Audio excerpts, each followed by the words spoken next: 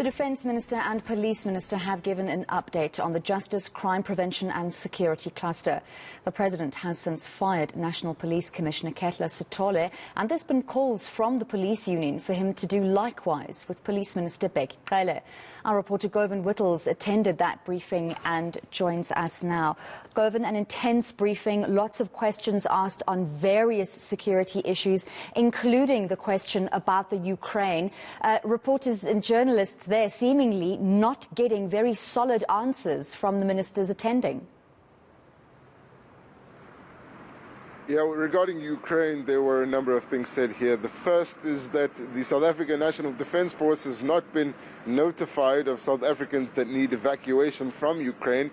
And the Minister of the South African National Defence Force says so far there aren't any plans to send any soldiers there to fetch some South Africans who may be stuck in Ukraine. And she's specified that there also haven't been any requests to evacuate South Africans in Russia. So as yet, the SANDF is not entering that invasion in any form. And then the minister in the presidency, Mondli Gungubele, said that South Africa remains committed to dialogue between Russia and Ukraine. And he says that it would be, South Africa prefers that there would be no conflict arising in Ukraine or in Russia. This is in direct response to whether or not South Africa's official position remains that Russia should withdraw from Ukraine. The minister treading a fine line, but it is the official government line which South Africa is known to take, being a country of dialogue and not entering the conflict on either side. Of course, there have been some reports in Sunday newspapers that the president may be roped in to mediate, but that's been unconfirmed, and the ministers here didn't address that either. But there have also been a number of other issues discussed here, among them Operation Dudula and operations by the SAPS and the SANDF regarding foreign nationals in South Africa. And the minister of the SANDF, Thandi Modise, saying clearly for the first time here today that the syndicates that are operating in South Africa are not being run by South Africans, and also saying she doesn't see any problem with the nationalities of people from outside our borders being mentioned when operations are conducted, and says it doesn't smack of xenophobia. Let's have a listen to what she had to say. I have no problem with police keeping mum about the nationality of the offenders.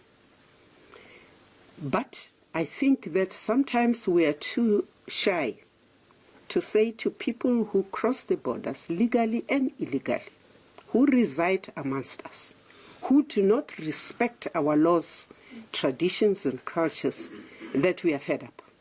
That does not turn us into people who are, xenophobic. I make an example which sounds like nothing. When I entered Tanzania in 1976, I was wearing a miniskirt, and a miniskirt was outlawed in Tanzania.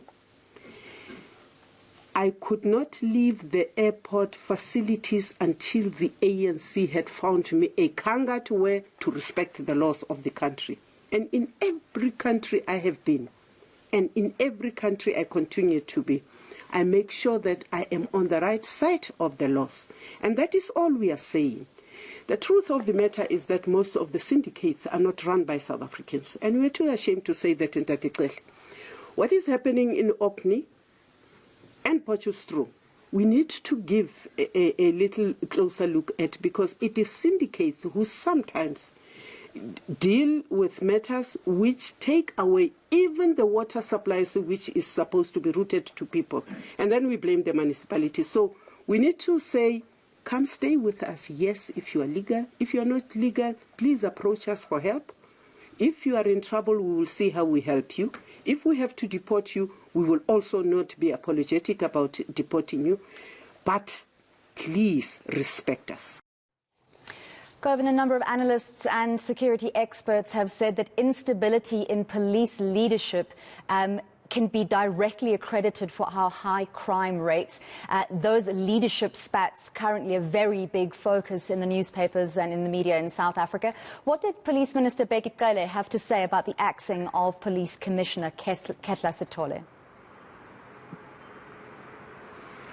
He said little to nothing at all, and we know that there isn't any love lost between the police commissioner and the national commissioner and the police minister, Bekitele, but he's refused to weigh in on the departure of Ketla Sithole at the end of March by mutual agreement.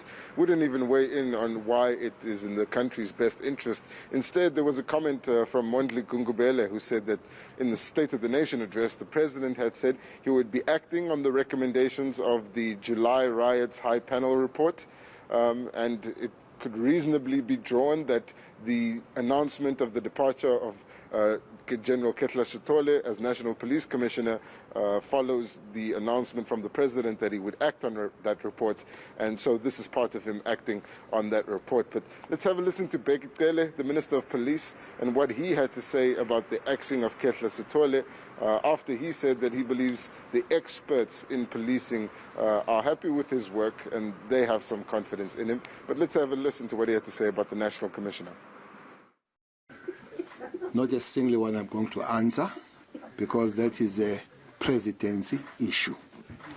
I'm sure we're fine on that one.